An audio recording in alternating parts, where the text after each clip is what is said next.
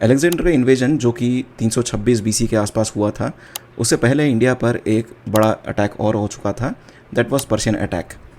ये Persian state जो था वो पहला वर्ल्ड एम्पायर कहा जाता है। इसमें बड़े बड़े राजा साइरस जैसे हुए या फिर जर्क्सीज जैसे हुए, जो कि हमने एक मूवी में भी देखा हुआ है जर्क्सीज को एज ए करेक्टर, जो कि मूवी थी 300, जिसमें 300 स्पार्टा एक बड़ी वृहद पर्शियन आर्मी को हराते हैं। ये जो पर्शियन अटैक है इंडिया के नॉर्थ वेस्ट पे, ये 512 एडी के आसपास होता है और इसके बारे में हमको पता चलता है मेनली थ्रू ग्रीक सोर्सेज, जो कि हेरोडोटस की राइटिंग है या प्लिनी की राइटिंग्स है, उनमें इसका जिक्र मिलता है।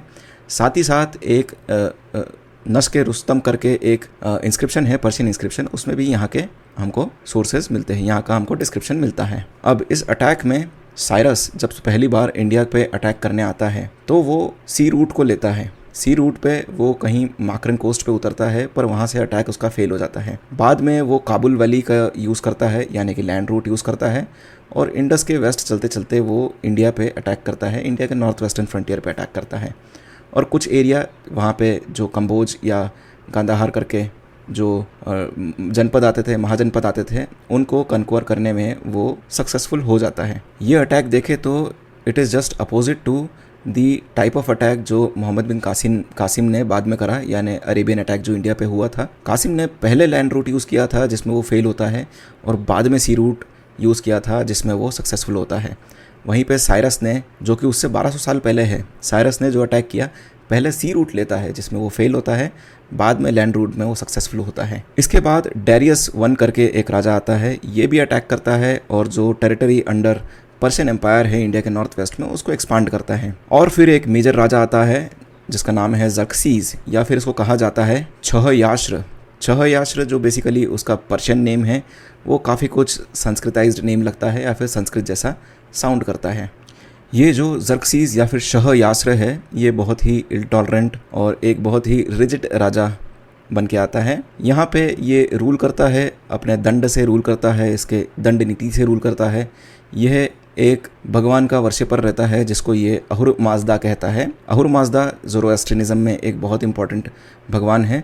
इन भगवान का माना जाता है कि ये वॉर में भी पार्टिसिपेट करते हैं, वॉर में उनकी सेना को सपोर्ट करते हैं, जिससे बेसिकली सेना का मोराल बढ़ जाता है। ऑल्दो जो अहुर माजदा है उसका जो कंसेप्ट है वो कुछ हद तक ब्रह्म जैसा है, यानी कि क्रिएटर जैसा है, तो ब्रह्मा को इससे कई बार कंपैरिजन किया जाता है। और क्योंकि इंडियन और पर्शियन या फिर ईरानियन गॉड्स काफ़ी कुछ, एंशिएंट ईरानियन गॉड्स यानी ज़ोरोएस्ट्रियनिज़म के जो गॉड्स हैं वो काफ़ी कुछ सिमिलर है, इंडिया और ईरान का कल्चर भी काफ़ी कुछ सिमिलर है, शायद दोनों की रूट काफ़ी समय पहले से सिमिलर थी। ये जो जर्क्सीज है ये काफ़ी समय तक यहाँ पे होल्ड बनाए रखता है, पर जर्क्सीज के जाने के बाद यहाँ से पर्शियन एम्पायर का होल्ड धीरे धीरे कम होने लगता है और इवेंचुअली जाके अलेक्जेंडर के टाइम पे ये पर्शियन एम्पायर ख़त्म होता है एंड अलेक्जेंडर ग्रीक इन्फ्लुएंस यहाँ पे लाता है। Now coming to the influence या फिर इम्पैक्ट जो इस पर्शियन एम्पायर ने नॉर्थ वेस्टर्न इंडिया पे क्रिएट करा, उसमें जो सबसे पहला इम्पैक्ट हमको दिखता है that is the regarding administration. तो एडमिनिस्ट्रेशन में ये लोग जो यूज़ करते थे ये छत्रपति सिस्टम यूज़ करते थे या फिर मिलिट्री गवर्नरशिप का सिस्टम यूज़ करते थे। ये सिस्टम को इंडिया के लेटर एम्पायर्स जैसे कि कुशन एम्पायर या फिर इंडो ग्रीक एम्पायर जो थे उन्होंने इनकलकेट किया, अपने एडमिनिस्ट्रेशन में लाए। और इसका फ्लो हमको इवन दिखता है सातवाहन डायनेस्टी पे, जहाँ पे दूसरे मिलिट्री गवर्नरशिप के मॉडल्स क्रिएट किए गए, जिसको शायद गौलमी का कहा जाता था। सेकंड जो इन्फ्लुएंस हमको देखने को मिलता है वो है एक नई स्क्रिप्ट के डेवलपमेंट का। ये इन्फ्लुएंस बेसिकली लिटरेचर में हुआ कि यहाँ पे खरोष्टी स्क्रिप्ट डेवलप हुई। ये जो खरोष्टी स्क्रिप्ट थी ये इंडियन स्क्रिप्ट और अरेबिक स्क्रिप्ट को मिला के बनती है।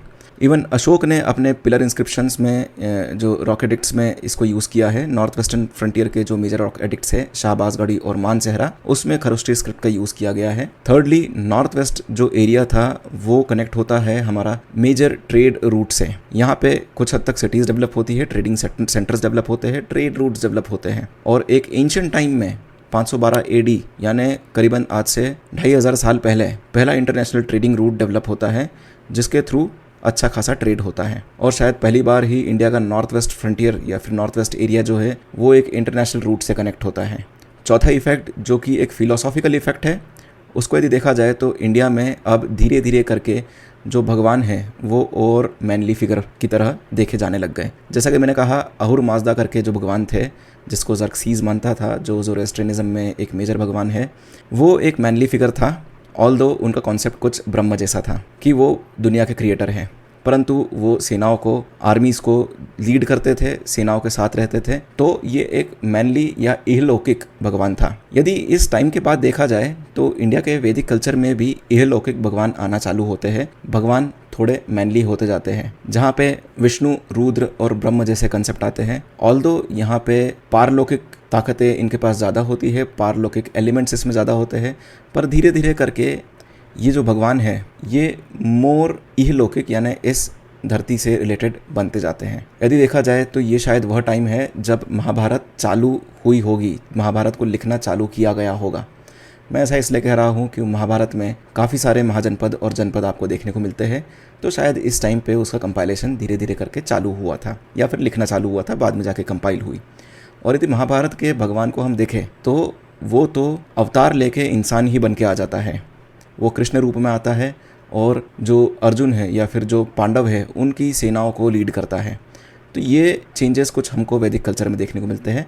बाद में जाके बुद्धिज़्म में भी जो भगवान हैं वो और ज़्यादा इहलौकिक हो जाते हैं। ये कुछ इन्फ्लुएंसेस थे पर्शियन एम्पायर के इंडिया के नॉर्थ वेस्टर्न एरिया पे, जिसको अगेन एंड अगेन मैं इकोटोन बोलता हूँ क्योंकि वहाँ पे काफ़ी सारे कल्चर्स मिक्स हुए। वो एरिया कुछ अलग है, अफगानिस्तान वाला आज भी एरिया कुछ अलग ही है, कई सारी ट्राइब्स है, कई सारे कल्चर है। और यदि आपने कभी महाभारत रिसेंट वाली देखी होगी जो 2013-14 के आसपास आई थी, तो उसमें गांधार का आप डिपिक्शन देखिए। गांधार जो मामा शकुनी के अंडर आता है, उसमें जो आर्किटेक्चर यूज़ किया है उन लोगों ने, जो वेशभूषा यूज़ करी है, उसमें काफ़ी कुछ पर्शियन इन्फ्लुएंस देखने को मिलता है। इसलिए जो पर्शियन अटैक का इन्फ्लुएंस इंडिया के कल्चर पे हुआ उसका एक एंशिएंट सिग्निफिकेंस तो है ही है, साथ ही साथ ये आज तक इंडिया के जो कल्चर है उसको इफेक्ट करता है, जहाँ पे हमारे सीरियल मेकर्स जो हमारे नॉर्थ वेस्टर्न एरिया है उसको पर्शियन इन्फ्लुएंस में ही दिखाते हैं।